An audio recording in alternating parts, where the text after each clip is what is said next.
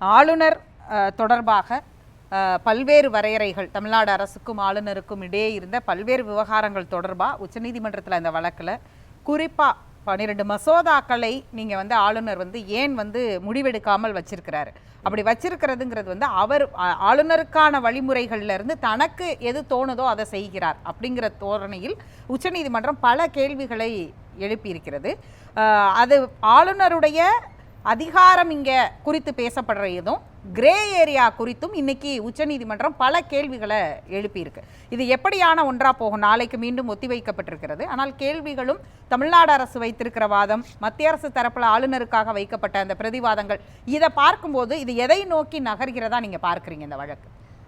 ஆளுநர் RN ரவியினுடைய நடவடிக்கைகள் அப்படிங்கிறது சராசரியாக அரசியல் தெரிந்த அவர் அவதானிக்கிற நபர்கள் எல்லோருக்கும் தெரிந்த ஒன்று தான்.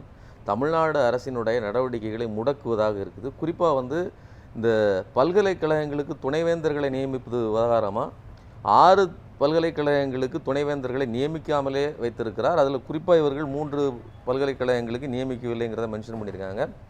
அதில் ஏன் முடிவுகள் எடுக்கப்படவில்லை, முடிவு அவர் எடுக்கலைங்கிறத அரசு எப்படி தெரிஞ்சுக்கணும்? இப்போ அவர் ஏற்கனவே 2022 இந்த மாதிரி ஒன்று பிரச்சனை வரும்போதும் அவர் சொன்னது என்னென்னா, நான் நிலுவையில் வைத்திருக்கிறேன் என்றால் அந்த பில் கேன்சல் ஆகிடுச்சு.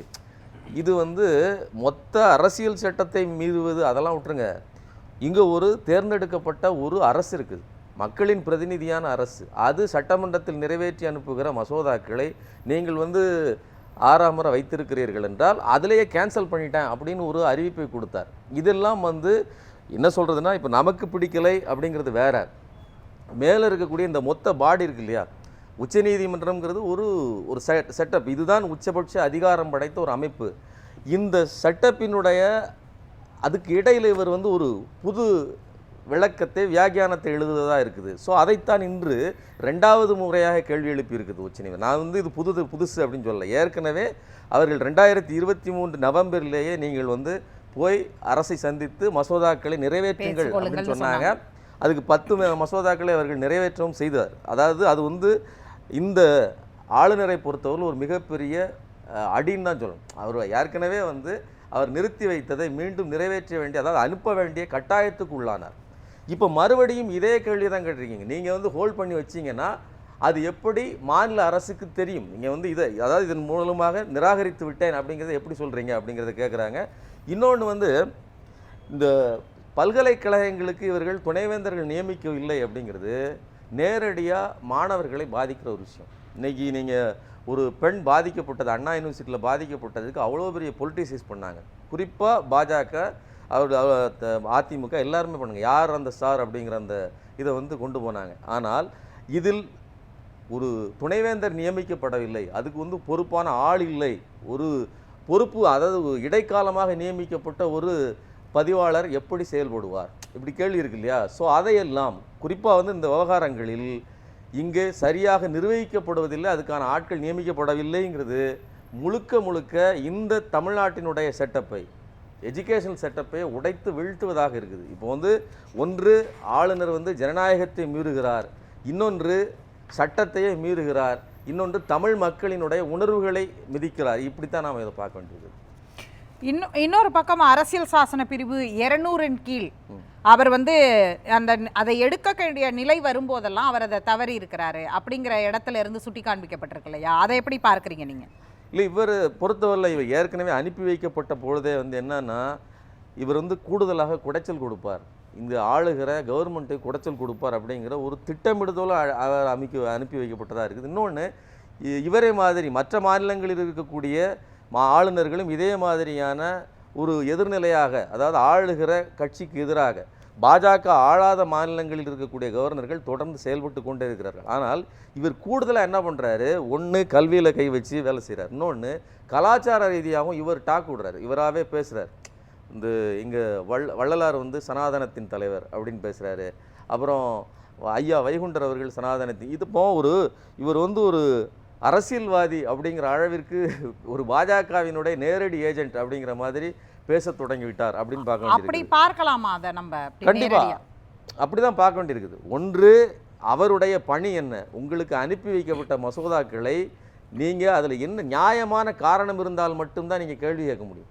அப்படிப்பட்ட எந்த காரணமும் இல்லாமல் நான் ஹோல்ட் பண்ணி வச்சுருக்கேன் அப்படிங்கிறது முழுக்க முழுக்க அரசியல் நோக்கம் கொண்டது தான். அப்போது ஆளுநர் வந்து ஒரு அரசியல்வாதியாகத்தான் செயல்பட்டு கொண்டிருக்கார். நீங்கள் வந்து ஜெயலலிதா பீரியடில் வந்து சென்னாரெட்டி அவர்களுக்கும் இடையில் மிகப்பெரிய போராட்டம் இருந்த போதும் கூட இந்த மாதிரி ஒரு நிறுவனம், அதாவது கல்வி நிறுவனங்களுடைய தலைமை பொறுப்புகளை நிர்வகிப்பதில் இந்த துணைவேந்தர்களை நியமிப்பதில் எந்த தடையும் இல்லை. அப்போது கல்வி செட்டப்பை அவர்கள் உடைக்கலை. இன்றைக்கி என்ன பண்ணிட்டு இருக்காங்க அப்படின்னு சொன்னால், தமிழ்நாட்டினுடைய மொத்த கல்வி வளத்தையும் அப்படியே டவுன் பண்ற. ஆனா ஆளுநர் தரப்பு என்ன சொல்றாங்கன்னா, தமிழக அரசு மறைமுகமாக நீதிமன்றத்தின் மூலம் தங்களது மசோதாக்களை சட்டப்பூர்வமாக்க கோருகிறார்கள் அப்படின்னு சொல்றாரு. இல்ல, இதெல்லாம் ஒரு பொலிட்டிக்கலான ஒரு ஸ்டேட்மெண்ட் இல்லையா? மறைமுகமாக நீதிமன்றத்தின் மூலம் தங்களது இதை நிறைவேற்ற முனைகிறார்கள். நீங்கள் நேரடியாக அதை மறுத்துக்கிட்டு இருக்கீங்க. அதுதான் வந்து தெளிவாக தெரிகிறது. இன்னொன்று, மோடியே தன்னுடைய பேச்சில் 2 நாளைக்கு முன்னாடி என்ன சொல்லியிருக்கிறாரு, நீங்கள் அங்கே என்ன நிறைவேற்றப்பட்டு அனுப்பப்படுகிறதோ சட்டமன்றத்தில் நிறைவேற்றப்படுவதை நீங்கள் பேச வேண்டியதான். உங்களுடைய ஆளுநர் உரை என்பது அவர்கள் கொடுப்பதானே தவிர, இன்னும் கூடுதலாக அவர் என்ன சொல்கிறாரு, நாங்கள் 50 ஆண்டு காலம் ஆளுநர் உரை புத்தகம் போட்டிருக்கிறோம். இதெல்லாம் ஒரு பெருமையாக சொல்கிறார். சரி, ஓகே, நாம் என்ன சொல்கிறோம்னா, நீங்கள் வந்து இதில் ஒரு கிரெடிபிலிட்டி எடுத்துக்கணும். நாங்கள் வந்து ஆளுநர்களை சரியாகத்தான் நியமித்திருக்கிறோம், சரியாகத்தான் நடத்திட்டு போகிறோம், நாங்கள் ஜனநாயகபூர்வமாக தான் நடந்துகிட்டோன்னு ஒரு விஷயத்தை சொல்கிறீங்க. ஆனால் அதன்படி ஆளுநர்கள் நடந்து கொள்கிறார்களா? நீங்கள் மேலே அங்கோடி ஒன்றை பேசிட்டு இங்கோடி நடந்து கொள்ளும் போது மோசமாக நடந்து கொண்டால் அது முழுக்க முழுக்க ஜனநாயக விரோதமானது தான் அப்படின்னு தான் நாம் பார்க்குறோம். ஆனால் நீங்கள் துணைவேந்தர் குறித்து சொன்னீங்க இல்லையா, ஆளுநர் தரப்பில் இன்னைக்கு உச்சநீதிமன்றத்தில் சொல்லப்பட்டதில் வந்து மிக முக்கியமானது, பல்கலைக்கழக துணைவேந்தர் என்பது மிக முக்கிய பொறுப்பு, அதனை அரசு மட்டுமே முடிவு செய்யணும்னு கருதுகிறீர்களா அப்படின்னு இவங்க ஒரு கேள்வியை உச்சநீதிமன்றத்தில் வைக்கிறாங்க. இல்லை, இப்போ அதாவது பல்கலைக்கழகங்களை பொறுத்தவரையிலும் 20% நிதி மட்டும்தான் ஒன்றிய அரசிலிருந்து யூஜிசியிலேருந்து வருது.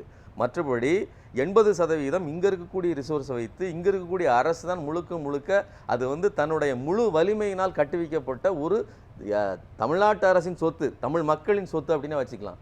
இப்போ அதில் முழு அதிகாரம் என்பது தமிழ்நாட்டு அரசுக்கு தான் 80% அதிகாரம் இருக்குது. இதில் நீங்கள் சஜஸ்ட் பண்ணலாம். ஆனால் இவர்கள் என்ன பண்ணுறாங்க அப்படின்னா, நம்ம சேர்த்து வைத்த தேன்கூட்டை யாரோ வந்து உடைத்து செல்வது மாதிரி ஒன்றிய அரசு தங்களுடைய கரங்களால் அடக்கி ஒடுக்குகிறது. இதுதான் மிகப்பெரிய குற்றச்சாட்டு. இன்றைக்கி வந்து ராகுல் காந்தி வந்து போராட்டத்தில் திமுக அரசு மாணவர் அணி நடத்துகிற போராட்டத்தில் கலந்து கொண்டு அவர் பேசியது என்ன, இன்றைக்கி இது ஏதோ வெறும் ஆர்எஸ்எஸ் இந்த மாதிரி ஒரு கல்வி நிறுவனத்தை முடக்குகிறது அப்படின்னு நீங்கள் பார்க்கக்கூடாது. இது முழுக்க முழுக்க உங்களுடைய கல்வி உரிமையை நீங்கள் இவ்வளோ நாளாக இந்திய எதிர்ப்பு அப்படின்னு சொல்லி ஒரு உணர்வை வெளிப்படுத்தி இருக்கிறீர்கள். உங்களுடைய போராடும் குணத்தை எல்லாவற்றையும் உங்களுடைய கலாச்சாரத்தை ஒடுக்குகிறது. இது நீங்கள் இப்படி தான் புரிஞ்சுக்கணும்னு சொல்லுது. இப்போது இது வந்து வெறுமனே ஆர்.என். ரவிக்கும் தமிழ்நாட்டு அரசுக்குமான பிரச்சனை அப்படிங்க மட்டும் இல்லை, இது வந்து ஒரு சித்தாந்த ரீதியான ஆர்எஸ்எஸுக்கும் தமிழ்நாட்டு மக்களுக்கும் உள்ள பிரச்சனை. அது எப்படி ஒன்றியத்திலிருந்து அதையும் இவர் மென்ஷன் பண்ணுறாரு, ஒரே நாடு, ஒரே தேர்தல், ஒரே கலாச்சாரம், ஒரே மதம், இப்படிப்பட்ட ஒரேங்கிற வட்டாரத்துக்குள் தமிழ்நாட்டு மக்களை அடைக்க முனைகிறார்கள். இது தமிழ்நாட்டு மக்களை மட்டுமதில்லை, பல்வேறுபட்ட அந்த பன்முகத்தன்மையை உடைக்க நினைக்கிறார்கள் அவர் மென்ஷன் பண்ணுறாரு. இது ரொம்ப ரொம்ப முக்கியமானது. ஸோ இந்த அடிப்படையில் தான் இந்த பிரச்சனையை பார்க்கணும். இவர் வந்து ஒரு டூல் தான், அந்த டூல்லையுமே இவர் மோசமாக இருக்கிறாரு. அப்படி தான் நாம் பார்க்க வேண்டியிருக்கு. ஏன்னா மற்ற ஆளுநர்கள் கூட இந்த அளவிற்கு கலாச்சார ரீதியாக பேசியது கிடையாது. நீங்கள் வந்து தெலுங்கானா முதல்வராக சரி ஆளுநராக இருந்த தமிழிசையாக இருந்தாலும் சரி யாராக இருந்தாலும் சரி குடைச்சல் கொடுப்பாங்க.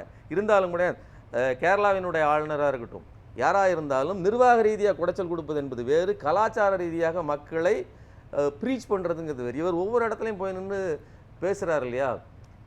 ஸோ இது எல்லாம் முழுக்க முழுக்க ஒரு அரசியல்வாதிக்கான நிலையிலிருந்து, அதுவும் சொல்லுவாங்கன்னா பாஜகவினுடைய ஒரு செயல் திட்டத்தை நிறைவேற்றுகிற ஒரு ஆளாக இவர் இருக்கிறார் அப்படின்னு தான் நம்ம பார்க்குறோம்.